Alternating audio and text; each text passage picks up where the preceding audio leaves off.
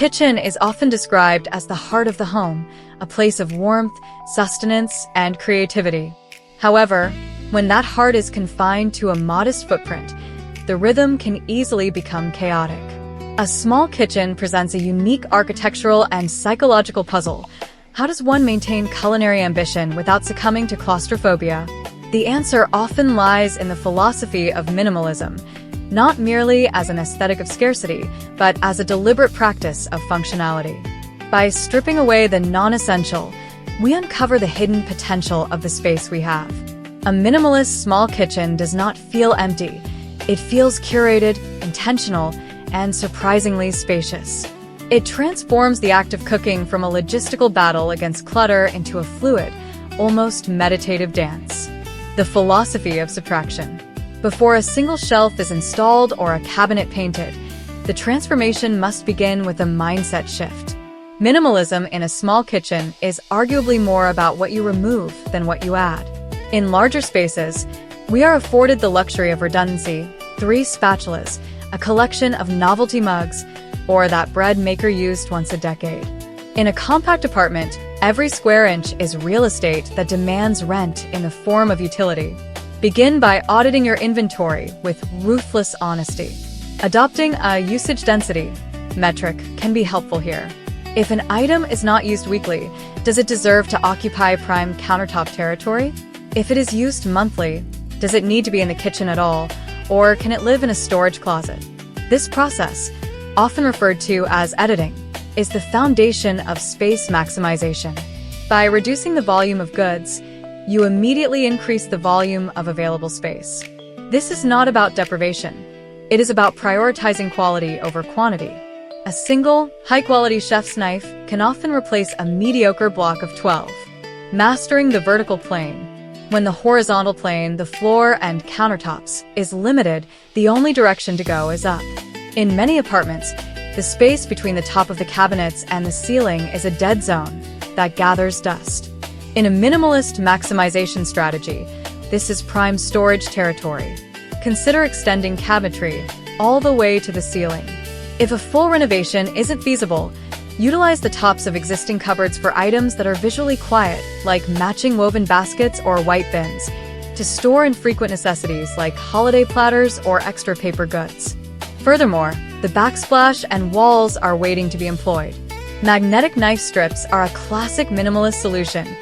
They remove the bulky wooden block from the counter while turning your tools into an industrial display. Similarly, a single, sleek rail system with S-hooks can hold measuring cups, scissors, and washcloths, keeping drawers free for bulkier items. The key to maintaining the minimalist aesthetic here is uniformity.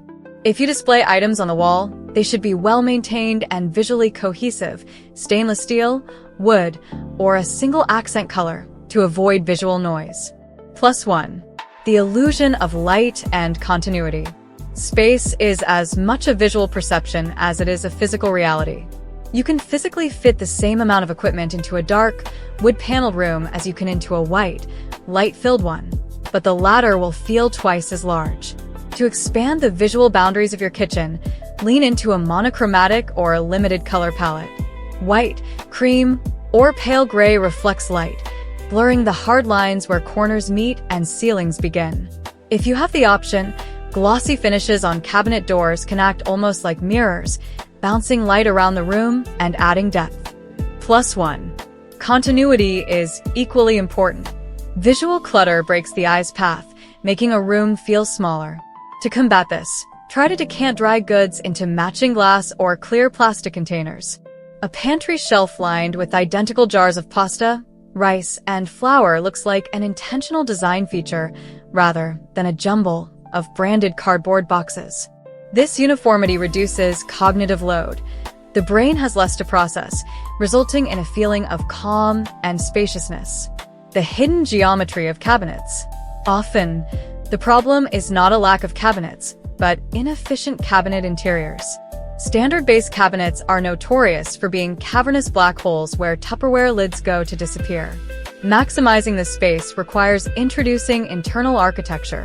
Pull-out drawers are superior to shelves in lower cabinets because they bring the back of the cabinet to you, ensuring that no space is wasted simply because it is hard to reach. If you are renting and cannot install drawers, wire pull-out baskets are an excellent non-permanent alternative. Additionally, consider the backs of things.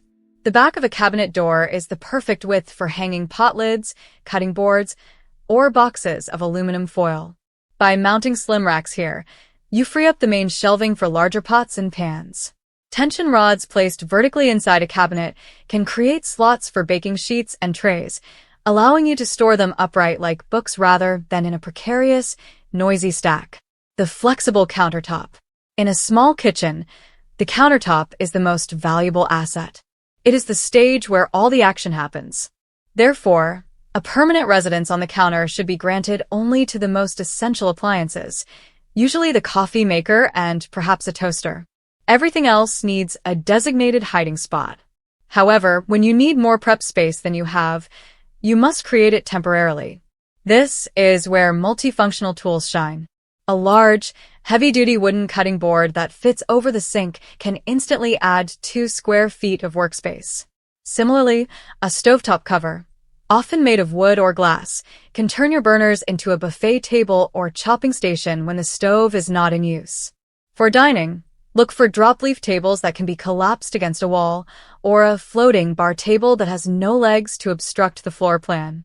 Furniture in a small kitchen should be visually lightweight. Think acrylic chairs or tables with slender metal legs rather than heavy, blocky wood, which blocks sight lines and makes the room feel crowded. Conclusion: the joy of constraints.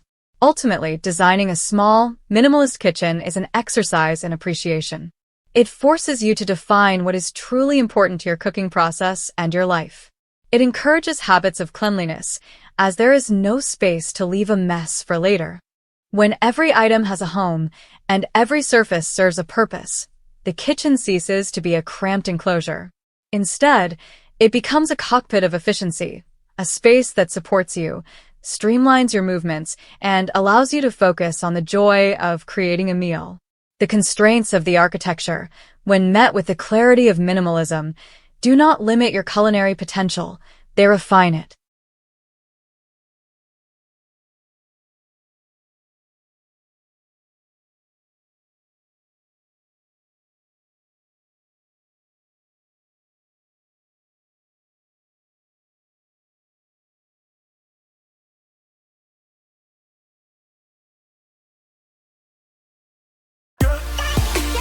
Thanks for watching. Please like, share and subscribe if you like videos like this. Thank you.